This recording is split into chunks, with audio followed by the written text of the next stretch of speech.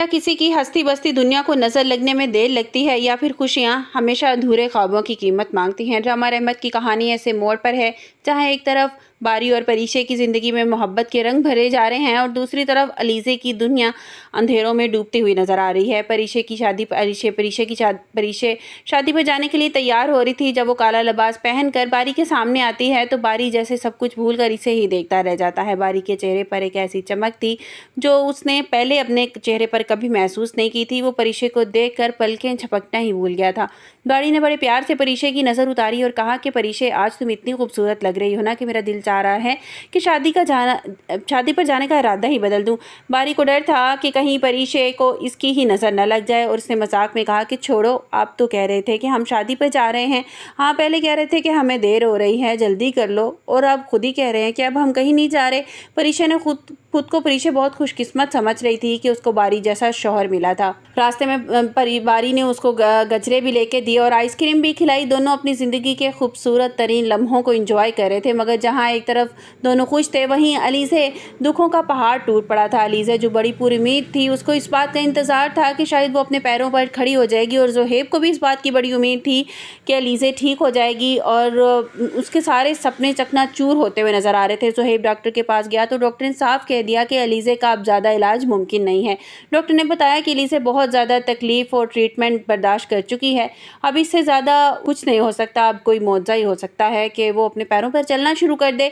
ज़ोहेब का दिल टूट गया। इसे समझ नहीं आ रहा था कि वो घर जाकर अलीज़े का सामना कैसे करेगा और कड़वी सच्चाई उसको कैसे बताएगा। ज़ोहेब जब घर आया तो अलीज़े ने इसके चेहरे पर उदासी पढ़ ली और ज़ोहेब ने रोते हुए सारा सच बता दिया जो डॉक्टर ने उससे कहा था। अलीज़े खामोश हो गई, मगर खामोशी के पीछे एक खौफनाक तूफान छुपा हुआ था। अलीज़े लॉन में बैठकर आकर रोने लगी। उसे डर था कि कहीं अब वो ठीक ना हुई तो ज़ोहेब इसे छोड़ न दे। वो सोच रही थी, जिस मर्द ने इसकी बीमारी में इसका इतना साथ दिया, वो सारी ज़िंदगी एक माजूर बीवी का बोझ कैसे उठाएगा। दूसरी तरफ रुमैसा अब ज़ुबैदा के घर पर पूरी तौर पर कब्जा करने के लिए तैयार है। रुमैसा ने अपना सामान पैक कर रही थी और आलिम साहब को मजबूर कर रही थी कि वो ज़ुबैदा के घर में शिफ्ट हो जाए। रुमैसा चाहती थी कि परीशे और अलीज़े का पुराना कमरा इसके बेटों का हो जाए और वो खुद अम्मा जी के कमरे में शिफ्ट हो जाना चाहती थी। ज़ुबैदा बेगम की आंखों में आंसू आ गए थे।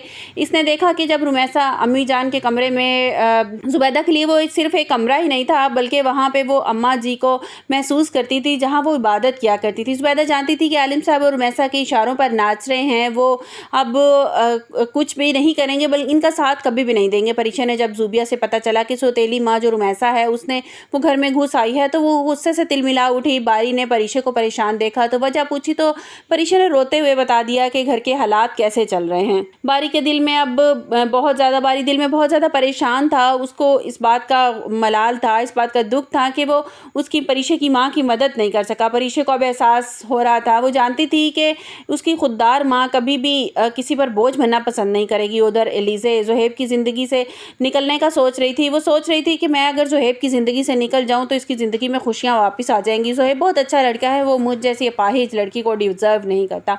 ज़ोहेब की माँ और बहन भी अब अलीज़े के खिलाफ साजिशें कर रही हैं और ज़ोहेब के कान भर रही हैं कि ये लड़की कभी ठीक नहीं हो सकती।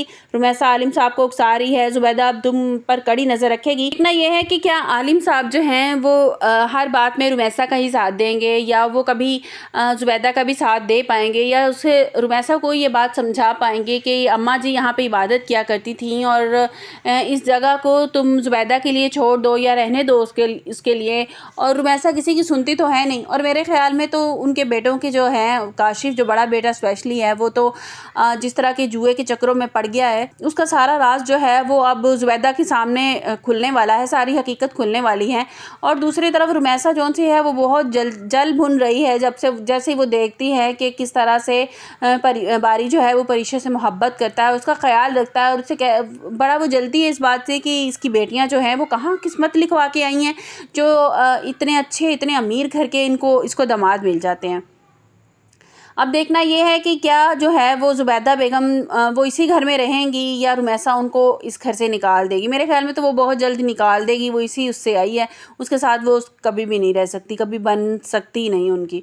तो आपको मेरी वीडियो कैसी लगी कमेंट्स बॉक्स में अपनी कीमती राय का इज़हार ज़रूर कीजिएगा। मिलते हैं एक नई वीडियो के साथ, अपना बहुत सा ख्याल रखिएगा।